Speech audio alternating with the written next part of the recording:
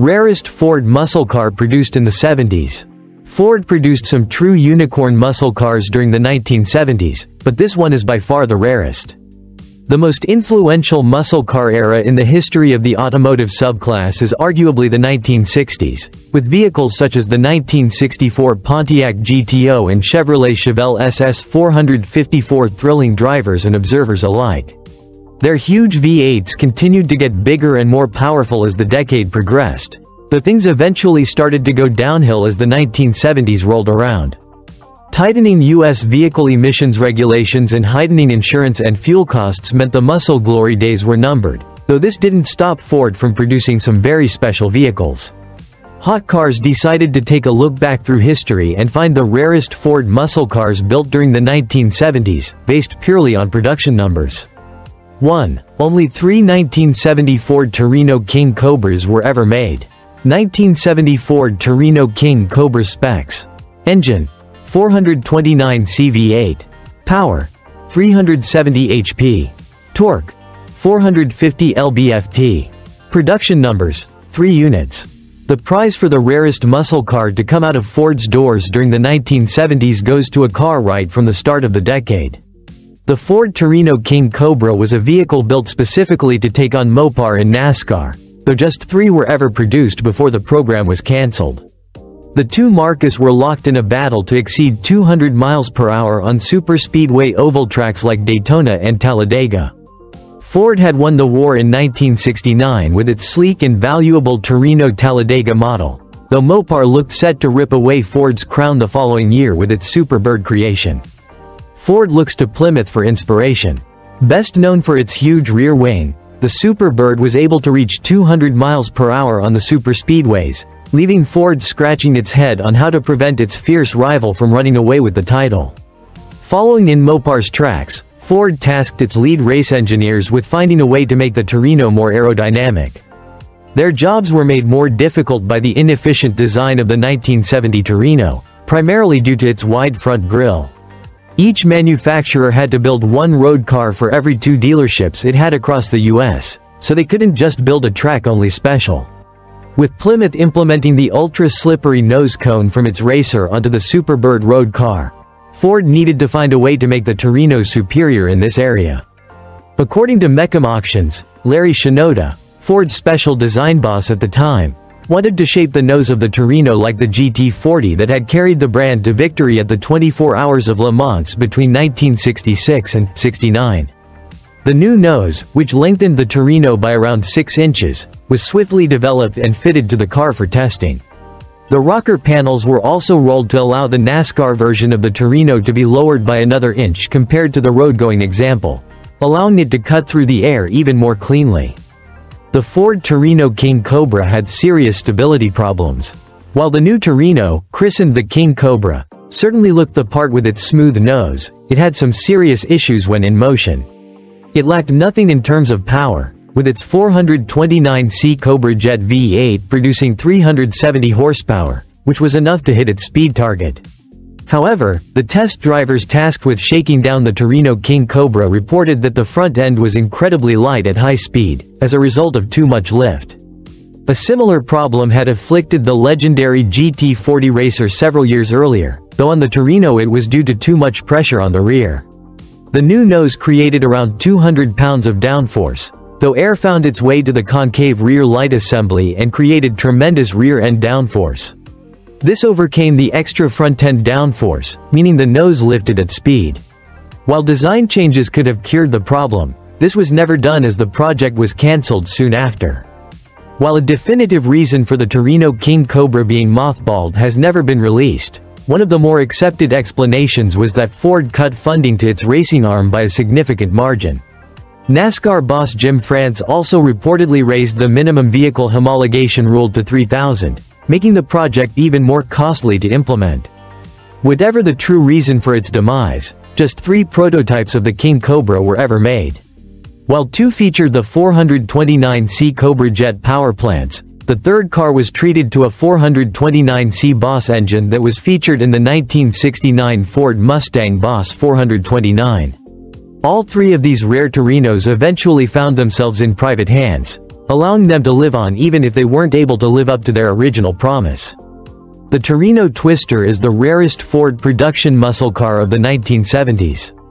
1970 Ford Torino Twister details. Engine: 429 CV8.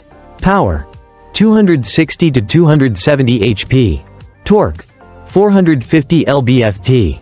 Production numbers: 90 units. Interestingly, the rarest Ford muscle car to actually reach production during the 1970s was another version of the 1970 Torino. On this occasion, the car was left completely stock from a performance perspective, with no sleek aerodynamic noses to be seen.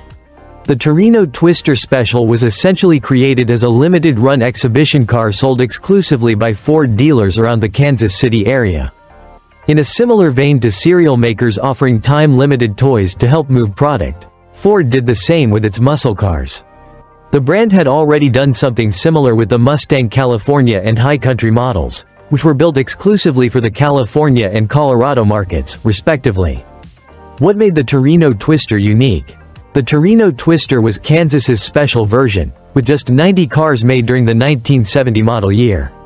There was also a Twister version of the Mustang Mach-1 for the same market, though 96 of these were produced.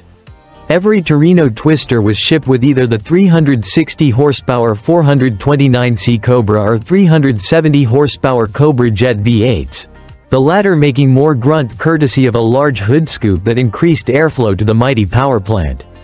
The most obvious change compared to standard Torinos was the striking paint scheme, with each model painted in vermilion red with small Twister decals on the rear fenders. As per Mecum, 30 of the vehicles featured a 4-speed manual gearbox, while the remaining 60 had 3-speed automatic units. Offered purely as a marketing exercise and not as a special performance model, none of the Torinos were available with power steering or power brakes. These rare Torinos don't come cheap. Due to the exclusivity of both Torino models, gearheads interested in adding one to their garage better reach deep into their wallets. The King Cobra demands prices of well over $500,000, while the Twister can fetch around $250,000. Fortunately, they don't just look great but also have the performance figures to back up their distinctive looks. 10 things everyone forgot about the 1970 Ford Torino. The Ford Torino is a classic muscle car, and the second-generation 1970 model competed with the Dodge Charger and Chevy Chevelle on and off the track. Ford designed and sold some of the most legendary muscle cars of the 1970s, with one of our favorites being the 1970 Ford Torino. Unfortunately, the Torino name has mostly been forgotten by gearheads. The Torino was one of Ford's most important cars, dominating on the track, street, and showroom floor. Ford was clever with their engineering and marketing tactics, storing a few tricks under their sleeve to make the Torino truly great. Thankfully, the internet and revived interest in classic muscle cars is bringing some forgotten legends back to the limelight. So if you're a Ford trivia fan or a lover of classic cars, you're in the right place. Here are 10 things everyone forgot about the 1970 Ford Torino. 10. 1970 Ford Torino had a unibody construction. This design was becoming rapidly popular, though, thanks to cars like the Ford Mustang and Dodge Charger. The 1970 Ford Torino was also built with a unibody design. The Torino benefited from the rigidity of a unibody construction style, seeing better acceleration, handling, and braking. 9. 1970 Ford Torino had a Mercury sister car. Mercury and Ford were sister brands, much like Dodge and Plymouth or Chevrolet and Pontiac. Mercury were given their own version of most Ford performance cars of the era, such as the Mustang-based Cougar or the Maverick-based Comet. Naturally, Mercury built their own take on the 1970 Ford Torino, dubbed the Mercury Cyclone. The Cyclone was nearly identical, besides a more aggressive front and rear fascia. 8. The 1970 Ford Torino competed with the Dodge Charger and Chevrolet Chevelle. NASCAR was extremely popular in the 1970s, giving manufacturers a chance to compete not only at Daytona, but in the showroom as well.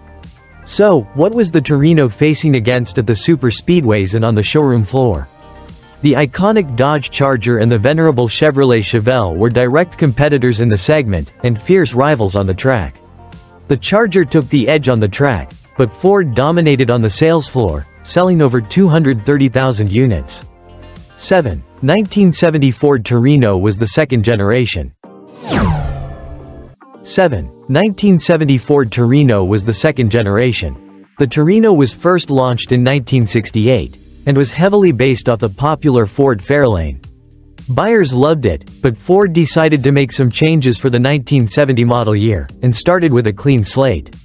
The 1970 Torino was its own standalone model, with the Fairlane now being a sub-model of the Torino. The second generation was continued until 1971, when Ford again wiped the slate clean and started the third and final generation. 6. 1970 Ford Torino wagon version. Hideaway headlights, a big block V8, and roaring exhaust note all in wagon form is a gearhead's dream come true thanks to Ford. A 360 horsepower big block V8 with plenty of room for passengers and cargo is the perfect classic daily driver. Ford made around 24,000 Torino wagons, so there's no shortage of these badass wagons to go around. The example shown above was sold on Bring a Trailer for just $16,650 in mint condition. 5. 1970 Ford Torino had a reasonable sales price. The key to making a great muscle car is keeping the price reasonable, and Ford kept that in mind when they designed and sold the 1970 Ford Torino. A window sticker from 1970 shows a loaded-out Torino Cobra jet with a sports roof only costing $3,544.95. Just over $28,000 in 2023. Hagerty quotes a good condition 1970 Ford Torino at only $12,500 in 2023, a surprisingly affordable classic muscle car. 4. 1970 Ford Torino had NASCAR success. Though the Dodge Daytona and its aerodynamic sibling the Superbird absolutely dominated the NASCAR series for the 1970 season, the Torino still held its own and garnered a few wins, and found the podium in most races. The Torino racked up 26 wins between 1969 and 1970, not too shabby given the competition were going 200 miles per hour. So fast they were eventually banned from NASCAR. 3. 1970 Ford Torino J code 429 volts 8. The Charger had the special 426 Hemi V8, and the Chevelle hosted a massive 454 big block V8, so the Torino needed a high-performance big block to keep up on the track and street. Ford's answer was the 429 Cobra Jet V8 with the J code, which was Ford's forced induction equipment package. It is speculated that Ford underestimated the 429 Cobra Jet's real horsepower numbers to beat the insurance companies. Modern estimates place the true power output close to 420 horsepower, a far cry from the 370 horsepower figure given by Ford. 2. 1970 Ford Torino had hideaway headlights. Hideaway headlights are a trademark of badass muscle cars like the Pontiac GTO Judge and Dodge Charger. Ford adopted the trend for their own vehicles, fitting 1970 and 1971 Torino GTs with the hideaway headlight setup. The hideaway headlights were discontinued for the 1972 model year, and didn't feature on another Ford muscle car for the rest of the era. We can only imagine what a Fox body Mustang would have looked like with hideaway headlights. 1. 1970 Ford Torino King Cobra Edition. Ford was in the process of designing a rival to the highly aerodynamic Dodge Daytona and Plymouth Superbird, dubbed the King Cobra. NASCAR effectively banned the aero cars in 1971 though, so Ford scrapped the idea. Only 3 are known to exist, and never saw the NASCAR oval. Would the King Cobra have been a worthy rival to the Superbird and Daytona? The world will never know, but we know for a fact we love this one-of-a-kind Ford muscle car.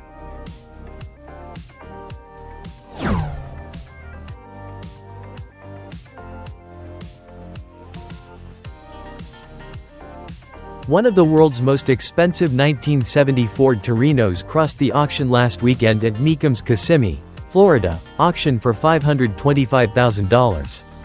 Isn't it interesting how rarity can affect one's perception of what is or isn't ugly?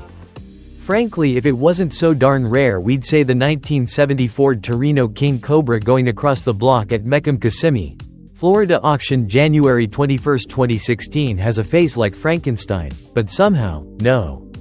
While Ford had won the NASCAR Manufacturers' Championship every year from 1963 through 1968, the Total Performance Team entered 1969 facing a new threat from Dodge in the form of the slippery Charger 500.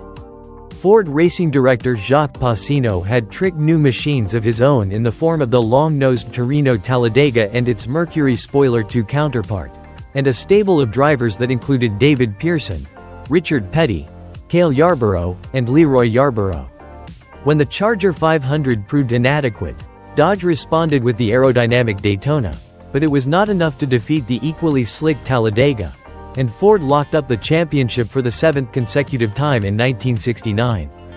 As planning began for the 1970 season, Passino faced trouble from within Ford's styling department, whose design for the new Torino had serious inherent aerodynamic shortcomings.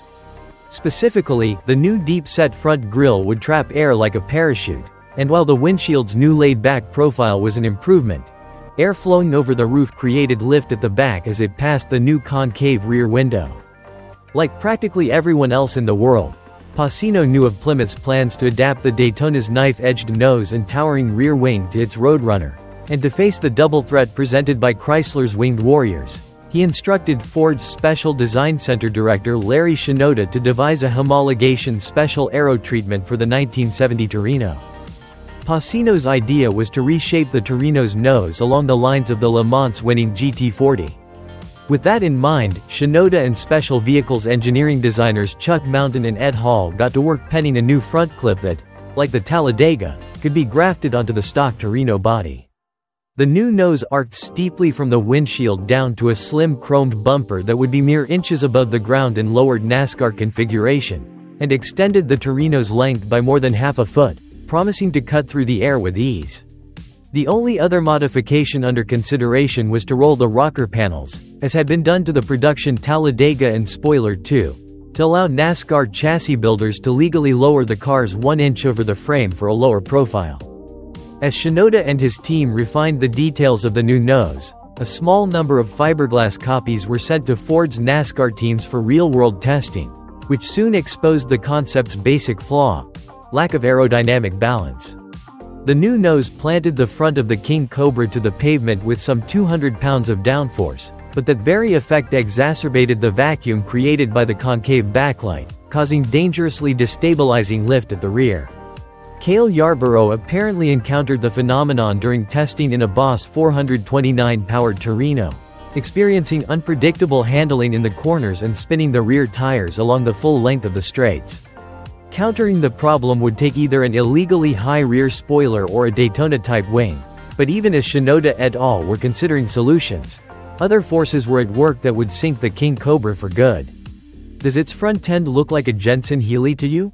The ball was back in Ford's court, and it turned to designer Larry Shinoda to create a racing dream machine for the 1970 season, the Ford Torino King Cobra, with 2 prototypes built and tested, only to be scuttled when Ford's Motorsports supporting President Bunky Knudsen was fired and replaced by Lee Iacocca.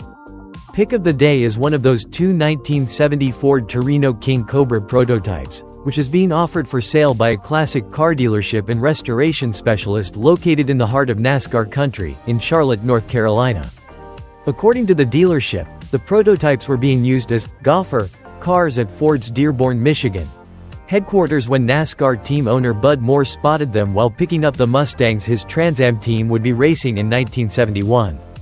According to the original receipt, Moore paid $1,200 for the pair of prototypes, one of which had a damaged nose. Moore reportedly replaced the damaged fiberglass with regular Torino sheet metal and at some point sold the car to a police officer for his daily driver. The car eventually found its way into a museum in Sevierville, Tennessee. As for the other car, years later a pair of Ford fans were told an unusual Torino hull was parked out in a field in South Carolina. They bought the car, could verify what it was through its data plate, its prototype stickers and its Boss 429 shock towers, and began its restoration. As a prototype, this car was a rolling test bed for Ford products, the dealer says in the advertisement on ClassicCars.com. While the car was delivered to Bud Moore's shop with a hot 460 That engine was neither the first nor last to be fitted into the car. By the time Ford enthusiasts Steve, Danielle and Dennis Roy got to the car, that motor was long gone anyway. With the Boss 429 shock towers in place, the Bay was practically begging for shotgun power, so that's exactly what you'll find in place today. The block carries a clean coat of blue paint in AC9AE6015A casting number, which designates it as a high-performance 429. The foundation is topped with aluminum heads which frame the combination of C9AE9425D aluminum dual-plane intake and a single Holley 4-barrel. Dress is provided by a blue single snorkel air cleaner assembly with a chrome lid, while black Boss 429 valve covers carry the famous Hallman and Moody logo. From the power steering pump and power brake assembly to the windshield wiper motor on the firewall, all the makings of a comfortable driver are present and period correct. Details like the Autolite voltage regulator, correct hoses, and an Autolite Santa full battery further that authentic presentation. Turn the key and the Boss roars to life without hesitation, settling into an intimidating idle. The car is for sale for $459,900. To view this listing on ClassicCars.com, where there are many photos, documentation and even a video that includes sound of the running engine, see Pick of the Day.